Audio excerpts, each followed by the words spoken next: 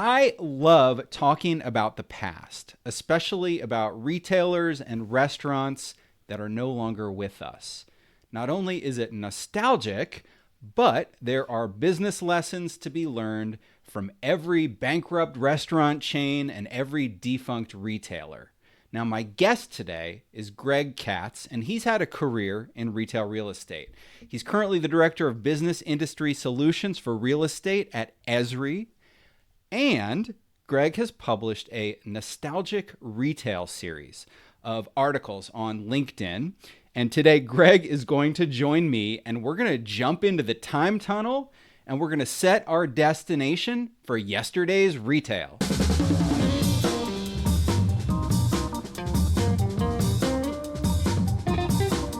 You're listening to Where We Buy. It's the show where we talk with retail experts and we visit the places where we buy. My name is James Cook. I research retail and real estate for JLL. Welcome, Greg. It's awesome to have you on the show today. Great to be here, James. Thanks for having me.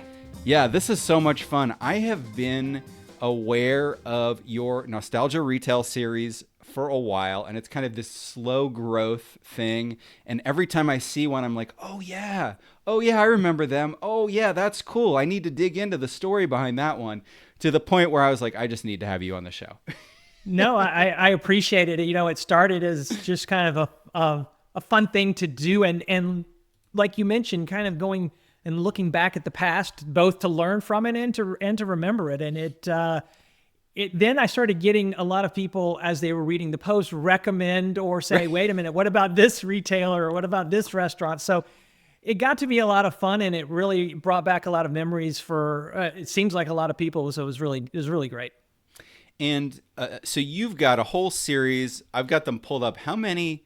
It looks like you've got 14 restaurants so far, and then, oh my gosh. Yeah, 30 retailers. 30 retailers. So it was interesting because I started and planned to do about 10 or so retailers. And then it kind of, it just, like I said, it kind of morphed on itself. And then it was recommended that maybe I take a look at the restaurant side of the equation because it's different in a lot of respects. And so it's interesting on the restaurant side how these brands, retail too, but these brands would go away, but not fully, right? And they would kind of linger a little bit. And so that made it even more interesting because things you thought were gone are not 100% gone. So I wanted to bring my own nostalgic chain, which I'll reveal later, which actually is a regional chain, so you haven't probably heard of it necessarily. But anyway, as I was looking, I kept thinking of ones and then looking them up, and they would have, like, for example, I was like, well, I'll do the Ground Round, but they still have 4 locations. And I was like, I'll do Boston Market. They still have 20 locations. And so they're not the great chains they used to be, but they're still around. So I guess that's pretty common.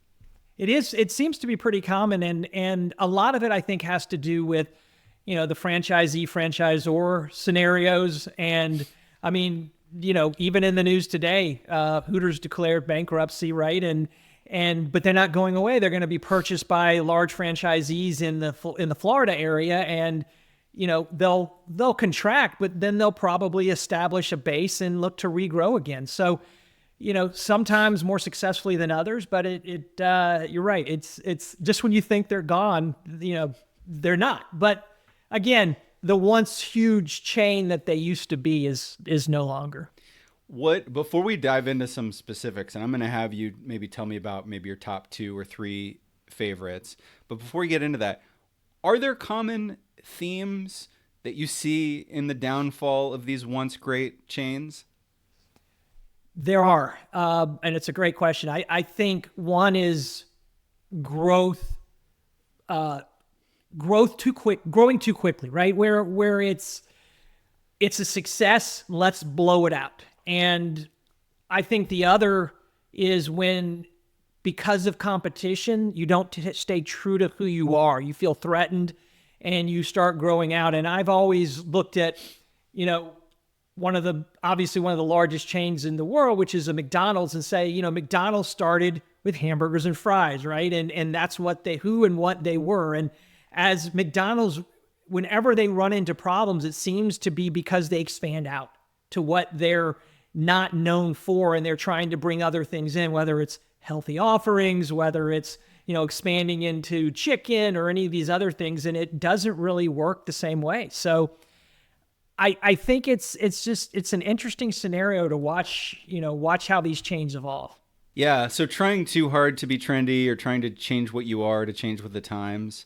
And then also, too, I mean, I was thinking about the list. There's a lot of technology changes and can leave you in the dust. Like, I mean, I used to go to like Sam Goody and The Wall and Tower Records, and, now I'm on Spotify most of the time. Right. And you mentioned a couple that are on the list as well. As Radio Shack's a great one, right? It was all of these new technology innovations and gadgets, and it just slowly, there was not the need for it. And it's just, as technology evolved, they didn't evolve, with it. So interesting stories. All right. Well, let's dive into a story. What's the first example to talk about? I kind of always love to talk about Blockbuster because classic. It's iconic, and everybody seems to have their video rental stories, and watching the growth of that was absolutely phenomenal. But I think watching I guess we mentioned a little bit about this, some of the arrogance around what they were and not seeing the need to change. And at the same time, I think, the being sold a few times and the rapid expansion that went with it, and, some of the franchising that went with it, it really gave them opportunities to both fail, but also to continue to thrive. And I think the most famous of which is Netflix, in early 2000, right? With Netflix approached them and it was like, hey, if you want us, we're yours for $50 million. And Blockbuster just didn't think it was relevant to both their business model, and that they didn't think Netflix had a future. And as we all know, Blockbuster is not here, and Netflix is, right, in a very, very big way. So, I think as you look, you can see these pivot points out there. And Blockbuster definitely had several pivot points throughout his journey. Yeah, and the whole video rental arc, which started in nascent in maybe like the 70s, peaks in the 90s, I guess, and then is still going in the early 2000s, and then just really crashes and burns. It's just such an interesting story. And I'm thinking back now. I don't want it to wax. I worked at a video store too when I was in college. Local mom and pop chain, had like 3 or 4 locations in Pennsylvania. So, but that was, but to your point, I mean, I actually think the mom and pops, though, in a lot of respects, did a better job of adapting, right, than some of, the big chains, the Blockbusters of the world. Yeah, and Blockbuster became so ubiquitous that it was, I don't even know, like I haven't studied Blockbuster as much like you have, but I mean, at the time I'm remembering, so Netflix comes out, and I do remember Blockbuster, did they do a membership rental to compete with Netflix? That's correct. Like you would just go and pick them up or something like that? Yeah. And they did, and think about this. So they had 9,000 stores in the early 2000s, right? And so, like you said, this curve, right? It started in the 80s for sure, and even in the late 70s, and it just kept going and going. And even as the technology evolved, the technology was still evolving around that video rental. So as you went from like VHS, as we all remember, right, to DVD and things like that, it made it easier, but it also made it, as the technology improved, it made it easier for the competitor, right, to come in and play. And I think that watching Blockbuster, watching Netflix, watching things like Redbox come in, and how you would just, you could stop along the way and return your stuff on the way into the grocery store, or, rent your DVD, and how you could get things in the mail. And it just, it was interesting how those companies could evolve, but Blockbuster just stood still and said, even when they saw the video rental business was going down the tubes, they kept going and didn't see the need to change. And, I think instead of looking to innovate, they looked to acquire. So Hollywood Video was an attempt. And I think if I remember correctly, that one, that acquisition failed. And so it really didn't leave them much choice after a while, and they were forced into bankruptcy. And, although, I think most people know by now that, just again, nostalgic out there, there's still this Blockbuster that sits out there in Bend, Oregon that is an Airbnb. And so it was the last one standing, and it converted itself into an Airbnb. So you can rent the last Blockbuster for an overnight sleepover in Oregon. Oh my gosh. That's so funny. And there are video stores out there. They're independently owned, and they seem to be labors of love, most of them. But they still do exist. I mean, to Blockbuster's credit, the amount of creative destruction they would have had to do in order to survive. Like, you think about what Netflix did. Like, they built a whole business around warehousing and emailing discs. Or, I'm sorry, physically mailing discs. And then they said, we're going to go into streaming. They created a whole new industry for themselves because they knew it was the future. I mean, that's a pivot. That's a challenge to do something, especially if you own a lot of real estate and have a lot of franchisees. No, absolutely. Absolutely. And you're right. I think it's a great point. It's, it's easy to look back and say, well, if they would have, but to your point, a lot franchisees, lots of real estate.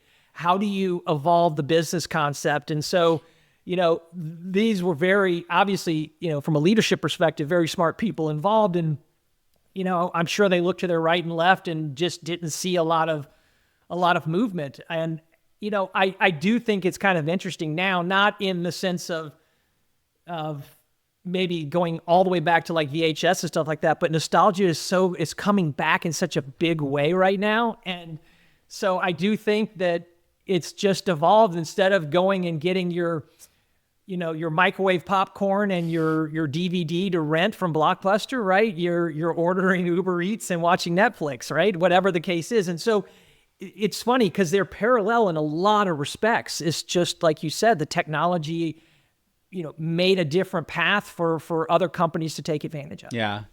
All right. Well, that was a great one. That was a good one to kick it off. Something many people have experienced was, you know what though?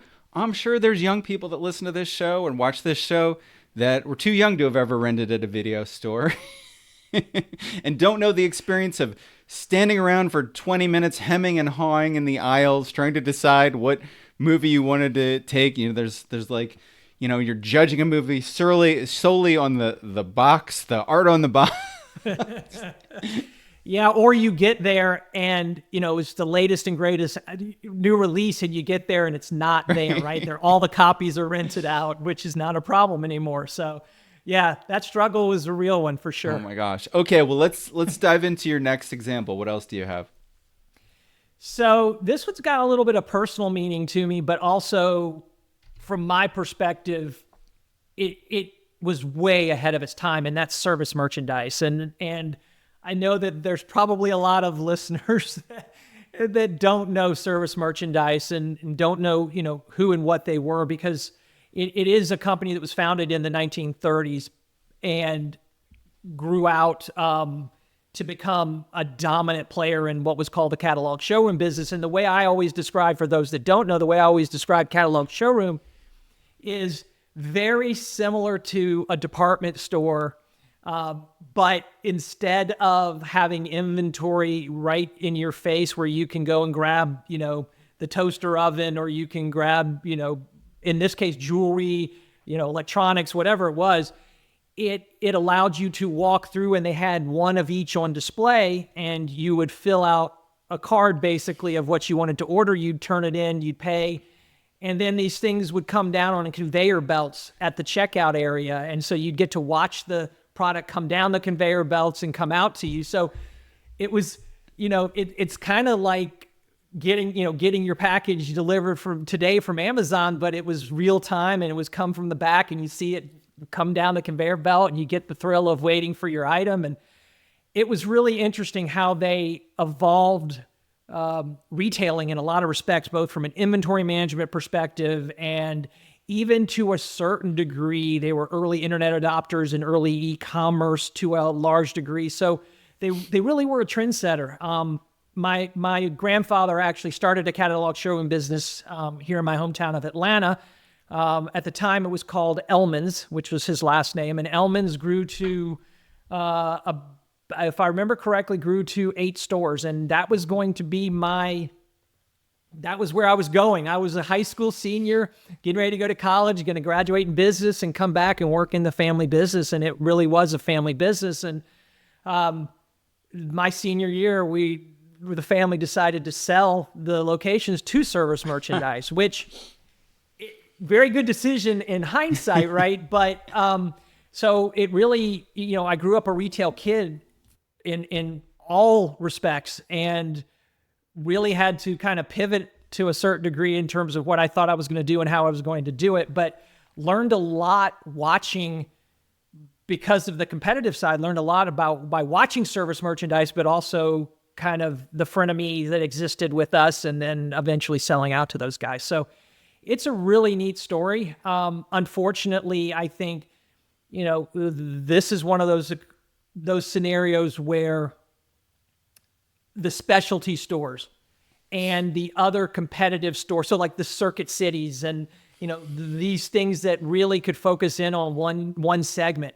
But then you also had the entry of things like Walmart and Bed Bath & Beyond and all of this that really took away the one-stop shop Service Merchandise competitive advantage where you could go and get everything. And so it really changed the game, and you were dealing with stores that were now competing not against one player like a department store or they were now competing against a department store and a Circuit City and a Walmart and, and it kept going and going. And so it really thinned out, the sales landscape of where their opportunities were and how they could continue to create the strategic advantage. And so they ended up declaring bankruptcy. And I think the final time was right around the September 11th attacks and in around 2001. And so, It is, again, for those that are in their early 20s and younger, they probably have no idea, but anybody else would, this is the one I got the most response on because everybody had a memory of going and watching it come down the conveyor belt and tearing it out. And again, it was, in a way, it was experiential before its time, right? Because it created an experience that no one else had. So it was really cool. Oh my gosh. And it's funny. I'm old enough to have gone, but I don't think I ever went because I don't have that memory. Maybe they weren't. I grew up in central Pennsylvania, so maybe they weren't there, but very possible. I would have loved it. That's right up my alley. I love all that stuff. Actually, it makes me think of not that long ago, I was in Brooklyn, New York, and they have a Glossier store, and you order the stuff and it comes down from the warehouse on the second floor via a circular conveyor belt. So people are still using that for spectacle today. Absolutely. Or even I've been into places with the food where you can, where the food is prepared and then put into almost like a little locker, totally. Right? And you open and get out, or, a lot of this came, they were so instrumental in retail, especially through, I think their peak in the 70s and 80s, where it was just, they were it. And they also bridged that gap between the Sears catalog and e-commerce because they had the Service Merchandise catalog. And so I remember scrolling through this, 3-inch thick catalog, planning out when I was gonna, what I wanted for the holidays and, or birthday or whatever as a kid. And then you get to go and, like you said, you get to see it live and then you get to go through the whole experience. So they really were incredibly innovative. And so the format of the store is you had a smaller showroom, retail showroom at the front, bolted onto just like a retail warehouse in the back. Exactly. And to be honest with you, it was, it was fairly large in the sense of, from a showroom perspective, even, again, it didn't need to be, but it was very departmentalized. So kind of a precursor and kind of on the fringe of the department store, but you had like the jewelry department and you had the gift department. And, the only thing they didn't really get into was apparel. And, but everything else you could pretty much find there. And so that once that order went through, like you said, the warehouse in the back would pick it. And, and then again, at the time that was, everything was pretty manual. Pick it, drop it on the conveyor belt and have it attached to the order number and have it come down in either a bin or by itself. And so, and then the cashiers were the ones that were getting it, it literally would come down right next to the cashier station. So it was really cool. So are there lessons we can learn and use today from the service merchandise story? I think looking at them has given a lot of retailers paths forward. One, in terms of how to be innovative, how to be creative. I think they also learned a lot, both from an inventory management and even supply chain. And, again, this is a different form of last mile, right? Because it's a last, 500 feet on a conveyor belt, but it just how that experience, I guess, resonated with the customer, right? And how it gave them this adrenaline rush. But I also think it shows where the vulnerability, even going back to what we talked about earlier, of being everything to everybody, because those that came in and started specializing more got a little bit of a strategic advantage. And so it's, yes, you could go and get a little bit of everything, but if you really wanted to understand which TV to get, at the time, a Circuit City might have been a better option because of the knowledge of the sales team and even to potentially the selection, right? And so I think that there was a lot of lessons that can be learned from this one. And it really is interesting how much is still used today that started with this company. That's so cool. That's so cool. I would love to see, I'd love to see like old footage, like videos or something of this store. I'm going to do some YouTube research. Yeah, for sure. Check this out. And I mean, the family business was the exact same thing. I mean, it literally, all they had to do was take all the branding off and put their branding on. But it really was the department store competitor and offered more breadth and depth than the department store. And like I said, the big differentiator was not one having apparel and one not having apparel. Gotcha. Okay, so we've talked about Blockbuster. We talked about service merchandise. What should we talk about next? Kind of like maybe we should go restaurant. Love it. This is the newer ones that I've been really looking at, and it is interesting to see these restaurants out there and do some research on the restaurants and then realize that either it didn't end how you thought it would or should have or what you were told, or just where things went sideways. And going back to your earlier question, kind of lessons learned. And I think, I was going to talk about Planet Hollywood. Cool. I think, that came onto the scene with Star Power, right? It really was this Hollywood theme. And, you still have those types of locations today in something like a Hard Rock Cafe or, and even a lot of the sports bars with, the memorabilia stacked in as they're very specific to either, the NBA or the, National Football League or whatever the case is. But Planet Hollywood, had a lot of celebrity investors, Bruce Willis, Demi Moore, Sly Stallone, Schwarzenegger, et cetera, et cetera. And, they, as investors, they really weren't active. Their job was to show up and smile and wave and attract the, the attention of the consumers. And it worked really well to start. But, this is definitely a lesson in you've got to have something more than star power.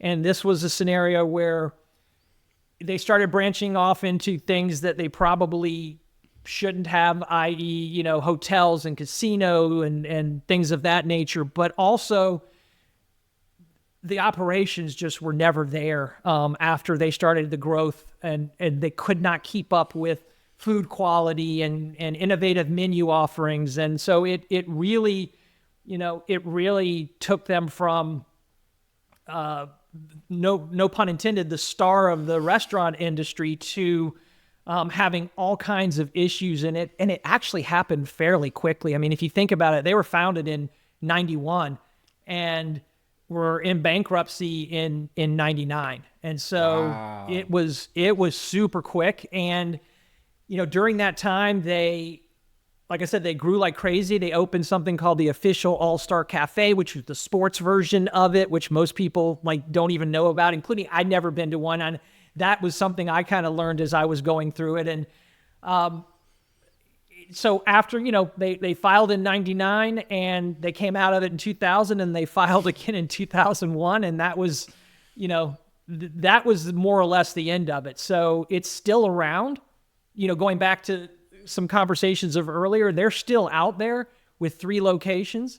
But they are mostly either in their hotel projects or, in a place that's got, such high tourism that anything that has food is going to tend to do okay.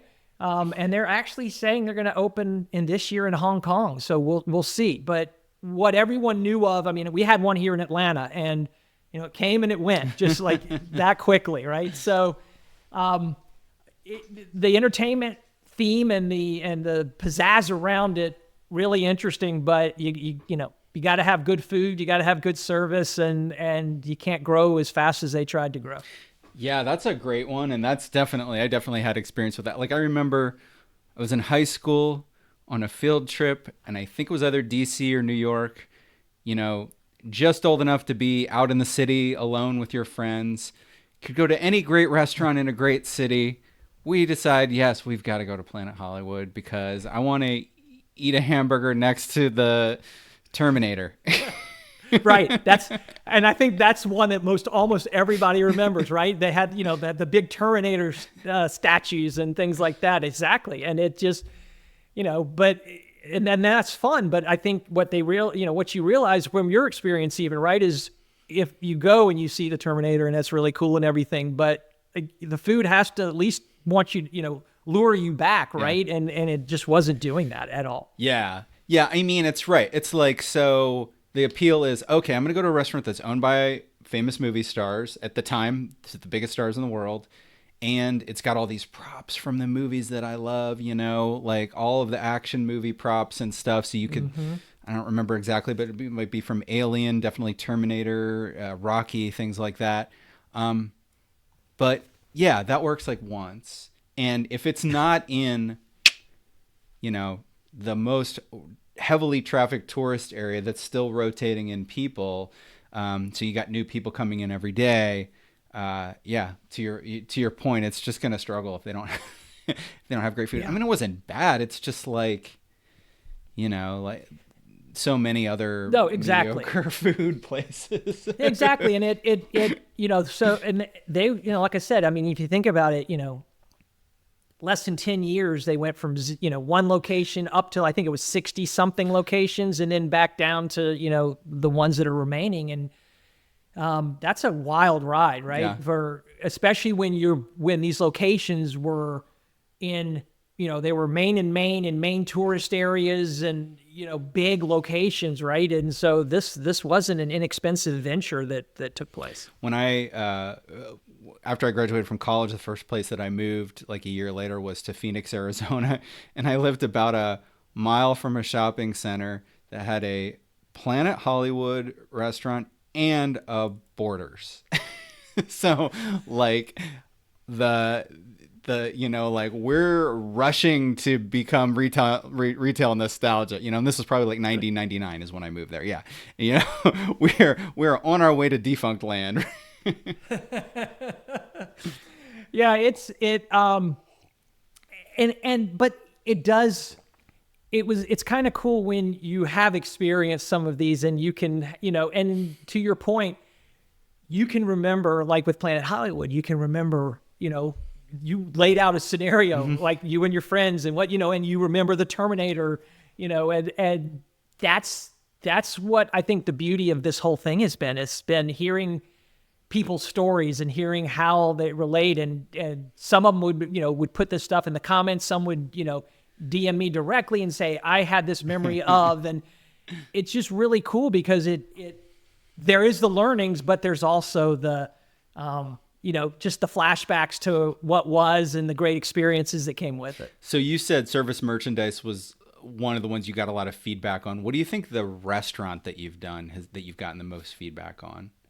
The restaurant that I've gotten the most feedback is probably Howard Johnson's, and it was because most people always can, Howard Johnson is the first thing people think of is Motor Lodge and hotel and the old family trips where there was a Howard Johnson seemingly at like every exit, right? And what resonated is a lot of people remembered family trips because that's really where Howard Johnson's bread and butter was. And then they said, wait a minute, that's right. I ate at a Howard Johnson's and I did. And so it connected all the dots back for them. And it really that was one of those interesting stories of something that was and then completely morphed and is still in existence as something that is, and the funny thing is when I went and was working on my MBA, I went to University of Florida for that. And there was the first trip in to stay, they put us at a Howard Johnson's in Gainesville, Florida, and there was still a restaurant there. And, it brought back memories even then of old family road trips, but it just goes to show just like, again, connecting all the dots. And that one did, because almost every scenario, it was family vacation to X, and here's what we were doing, and here's who I was with, and all of that. I mean, that's so ubiquitous. And I kind of grew up in the tail end of Howard Johnson, so I do have memories of eating there. But, but what was the thing that changed? I guess there were just newer restaurants and newer hotels for people to choose. It was really more about the restaurants at the time. And it was exactly what you said. It was the rise of, at least from what I researched, it was the rise of of casual dining. Right. Casual dining really competitively came in and started taking some of that. So the Chili's and Bennigan's and Fridays and et cetera of the world came in and really created a better experience, if you want to call it that, overall, and we're able to really focus on having better food offerings as well. And the restaurant side was mostly because Marriott acquired Howard Johnson's back in the early 80s and wanted nothing to do with the restaurant side of the business and wanted to focus on the hotel side. So upon acquisition, that's when all the Howard Johnson's restaurants went away. And unless they were, franchised and could keep going in, because they weren't Marriott owned. So it lasted until 2016, but really, yes, wow. But I think there were 8 locations by 2005, and then it went down to the very last one. And there's actually a controversy on the old Howard Johnson side going back to, do they still exist or do they not? And that was, there was one in Lake George that said it was the last Howard Johnson standing, and they didn't close until 2022, so only a few years ago, but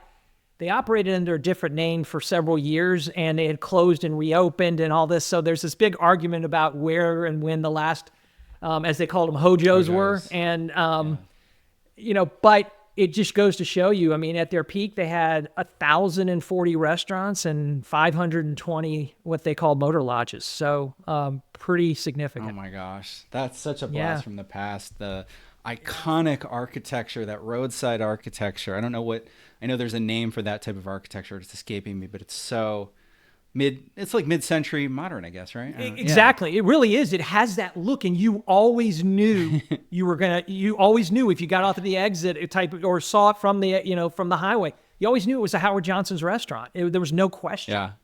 Okay.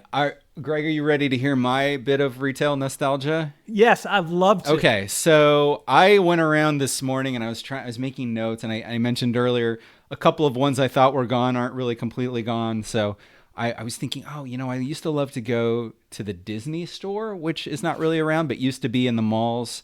They just closed. Like during the pandemic, they went away. So pretty recent. Another one I didn't do, but I was thinking about was Sharper Image.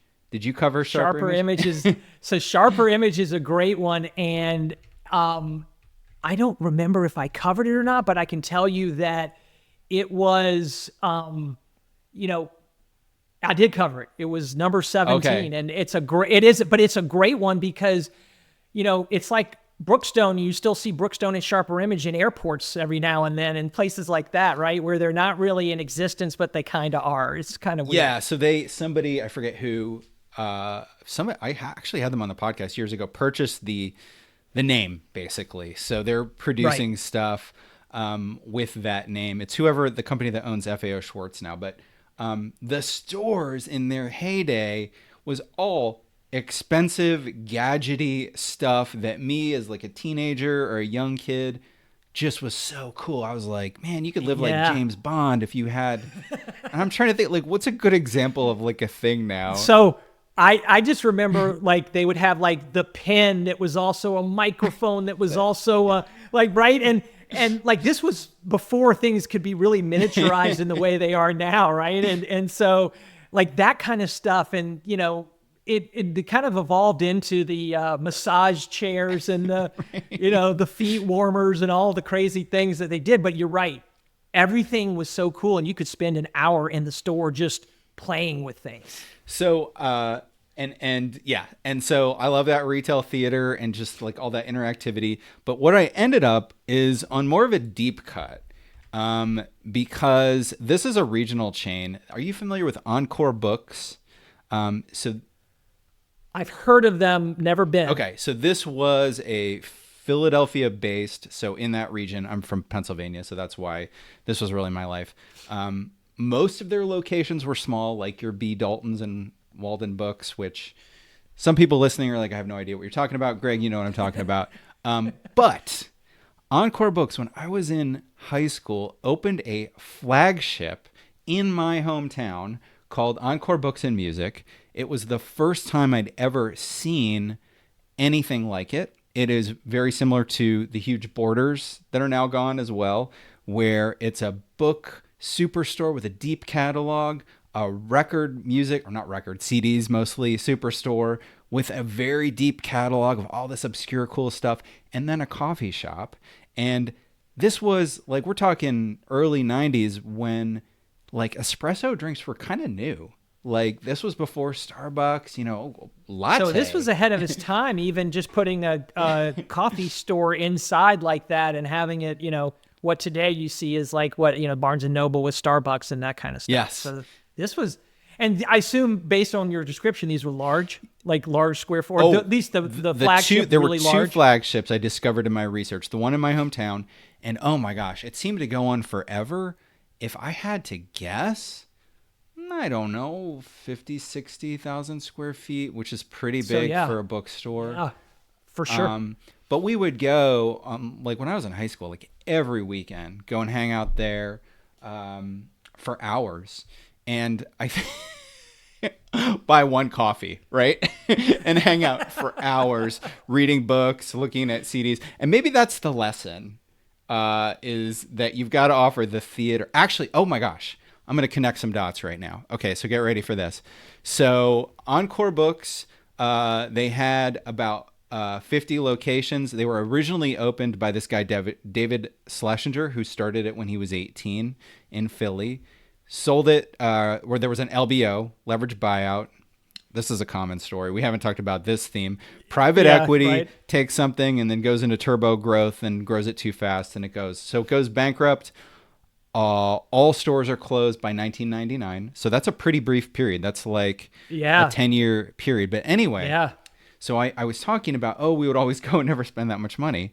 So David Schlesinger eventually went on to co-found Five Below, which I knew I recognized that name because I did another retailer that ended up became Five Below, or same thing. So he was involved in a couple of he different did. He also did things. Zany So Brainy was the other one. that's the one. Yeah. I did Zany There Brainy. you go. And wow, you are connecting the Yeah. dots. And so he really did try to bring some experience into into something that probably takes a lot to have, at the time, especially from an experience perspective, because you're going in and, yes, you can look at book covers and jackets and look at, CDs, et cetera, but they're, to keep people coming back, needing more and having more experience. That's interesting. Yeah, and like I would buy a CD here and there, but a lot of times it was just hanging out. But anyway, so I didn't even realize this. Like I always knew of Five Below as, hey, it's a curated stuff. They started at $5. Now it's more than that.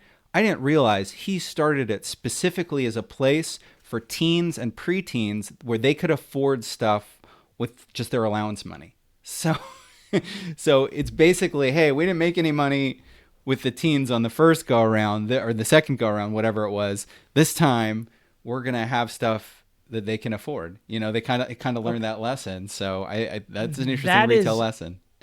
No, that's awesome. And so I just went back to my Zany Brainy one, and it's like I mentioned Encore books. Oh, nice. I didn't remember having done that, but I said David Schlesinger, who had earlier started the defunct Encore book chain of bookstores, founded Zany Brainy in 1991. So it like you just connected dots like all the way around. Zany Brainy, I don't think I'd ever been inside. So that's educational toys. Is that what? Educational, and you mentioned like teens and their allowance, etc. Yeah. This was like the younger. So I'd say 3 or 4 years old to call it 12, right in there. And this was all educational, and it was like a toy wonderland, but it was, so take a small version of like a Toys R Us, but make the games and the all of the inventory more educationally focused for the most part. And so, your rock tumblers all the way across to, board games that were educational, but it was a play area too. So cool. These kids could go in, going back to experiential, and touch and feel just, a ton of stuff and sit there and play. And so you found, it's funny, my sister actually used to work at a Zany Brainy as she grew up, and she used to say that the most frustrating thing was parents would literally try to like leave their kids and go sneak to the next door store while they were playing, and because of the experience. Yeah. I mean, they could get just immersed for hours in there. So very, very cool. Clearly he's understood various levels of experience throughout his tenure, and really created some interesting brands over time. And knocked it out of the park with Five Below. I mean, they are growing. Yeah. I don't know how many units they have now. I kind of lost track. But they're a very appealing retailer, especially right now where the economy is a little iffy. People can still go there and have some fun shopping, and so that's a great brand. I know a lot of landlords love to have Five Below. Well, it's what's interesting with them is it took, you've got Dollar Store, which creates its own, not only market, but I think landlords are a little bit more hesitant with the dollar stores than Five Below fits that middle ground, right? It wasn't a dollar store. It's not a, whatever TJX, type of location, or even Bed Bath and Beyond, and et cetera. It just sits right in between with its own niche, and it's really cool. I agree with you. Yeah. This is just a really cool job with that one. Okay, so let's wrap it up. We're running out of time, but let's circle back and think about what are some overall lessons that we've learned here. Don't grow too fast. slow, like not slow, but steady, reasonable growth is a good lesson. What else have we learned? I think innovate, but stay true to what and who you are. I mean, I think you can define innovation however you want to, but I think those that have stayed the course have innovated, but you still know what they are and who they are and what they stand for, right? And I think that's a big one. And you briefly mentioned one, which I think is a huge one, and that is keep away from private equity if you're a retailer.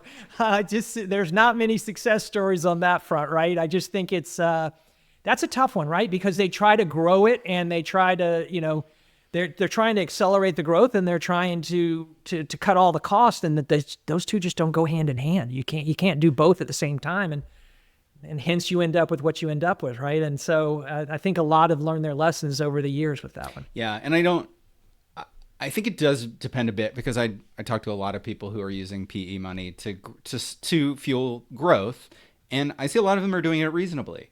Like, there is a way to do it reasonably. So it's not necessarily where the money's coming from, but anyway.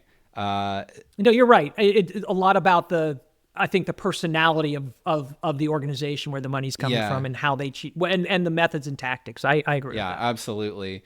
And for me, a lesson too is, like, sometimes you're just on the wrong side of history. Like, retail there's an arc to it. And 100 years ago, the biggest store was like Sears, right? And it just had its arc. And it, at a certain point, the new thing comes in. And if you're somebody like what was his name? David Schlesinger? Yeah, if you're somebody like David Schlesinger, just pick up and do something new and take you lessons you've learned and bring it into the next thing. Yeah, and that's a good one. That's a real good one, because I do think and realizing that you're on the downside of that arc, and to your point, it maybe the decisions to hang on or to keep hanging on can really linger out like a Sears, right? The brand can linger, and it does. It can do some brand destruction again. But even from a nostalgic perspective, right? And so I do think that's a really good one to keep in mind. Yeah. Awesome. So, Greg, where folks that are interested in checking out the whole series, and you also have a newsletter, all of that is on LinkedIn, right? Correct. As I post, I link back to both the restaurant and the retail nostalgic series, and my newsletter is also on LinkedIn, The Corner of Main in Maine, it's called, and that's started that back in November, and it's gotten some really good response, and so I enjoy doing it. Fantastic. So folks can check out your profile. Just search for Greg Katz with ESRI, and they'll find you. Also put links in the show notes to today's episodes to check that out. Greg, this has been so much fun. This has just blown by, and I could do another hour, but we're out of time. So thank you so much for joining me today.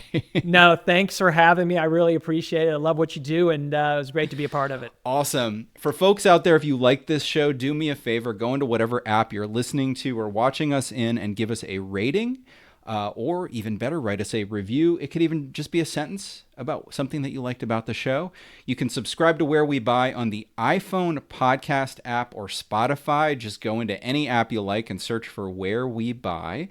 We're on the web at wherewebuy.show.